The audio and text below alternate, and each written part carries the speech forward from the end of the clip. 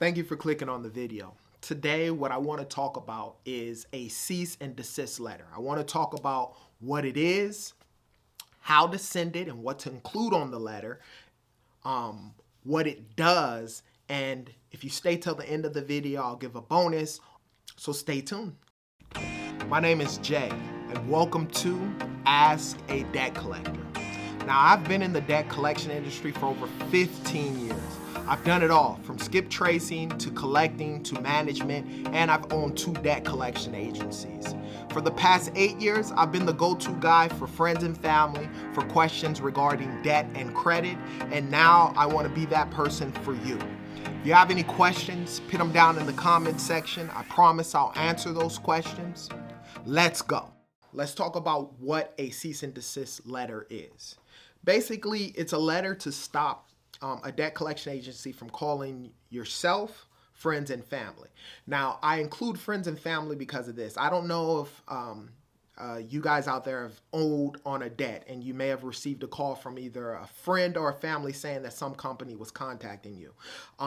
Always said, as a debt collector and with the collectors, majority, probably 75% of the money that was made on the debt that we actually collected on was made from contacting third parties. Because a lot of times you as a consumer, you know that you owe the debt. But if I contact your mother-in-law, your father-in-law, your cousin, your aunt, sometimes even ex-wives or husbands, a lot of times that's going to get you as a consumer like, hey, you don't want none of them called anymore. And so a lot of times I'll get you to pay. But this letter will obviously stop that. With regards to that. Now, there are 2 ways to actually send the cease and desist letter.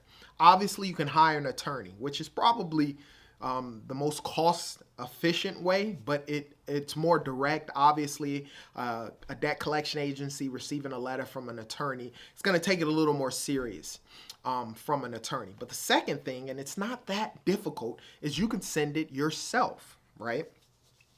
A lot of times when you send it yourself, you just want to make sure you include the date. You want to make sure you include any account number and which that they have on file for you.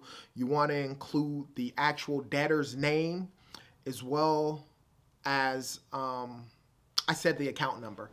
And you want to make sure you include those things in there, because obviously if you just send a letter with your name on it, it doesn't have an account number. Most debt collection agencies, obviously, depending on the type of name that you have, it could be multiple accounts with that in there. So with that account number, which you can actually get, you can get your original account number from the debt itself, or you can get an account number from the letter that they actually sent you in the mail, an account number that reference the account for yours in particular, so that way, if your name is John Smith, there's probably, 4,000 John Smiths, so that you can specify that it's actually you.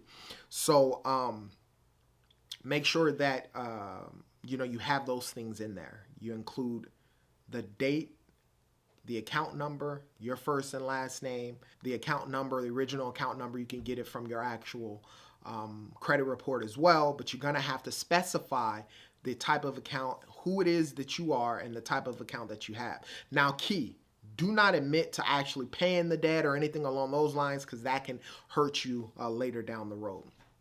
Now, what does a letter do? Well, basically, it's going to stop an agency from contacting you about the alleged debt, right? By law, they're allowed, but understand that that's not the end, right? So if you sent the cease and desist letter to an actual agency, it'll stop them from actually contacting you legally. They won't contact you, friends, or family regarding the alleged debt. But understand, they are, by law, allowed to send you one more correspondence with regards to what they plan on doing. So a lot of times when I'm talking to consumers and they're asking me about sending the cease and desist letter, I always ask, are you working currently? Do you own any assets? And to actually look up the company, because if the company has an in-house attorney, or if they're known for suing people, as soon as they get that cease and desist letter, they're not able, you lose your opportunity for them to contact you and to give you some type of settlement or to negotiate some type of monthly payment with regards to the debt. So sending that out is great because it's going to stop them from contacting you, but at that point in time, they may sue you. So if that company does sue, understand sending that cease and desist letter can in fact have that company come after you with regards to a suit. So as long as you understand that, with regards to that, I would do some research on the company, make sure they don't have an in-house attorney or they're not known for actually filing suits on accounts. Because if your account is in the statute of limitation, you send a cease and desist letter, just that understand that opens you up to actually being sued. Okay.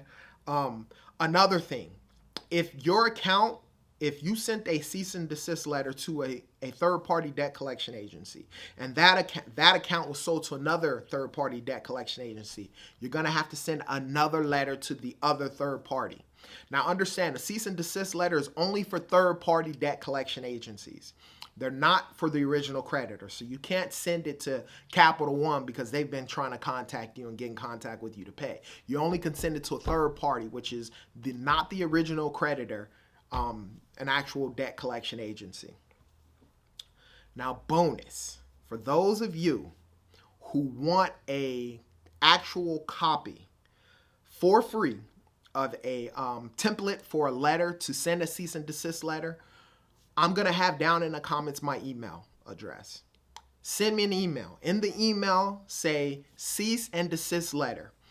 And once I get that email, I promise you I'll send you an actual copy, the copy that I have with regards to a cease and desist letter. All you got to do is just plug in what you need to plug in, but I'll give you a template of one with regards to that. So you just have to send me an email. In the email, just title it in the subject matter, cease and desist letter. Once I get that email, I'll send you a copy of that template for you guys. Now, if you have any questions, put them down in the comments section. I promise you I'll answer them. And as always, be great.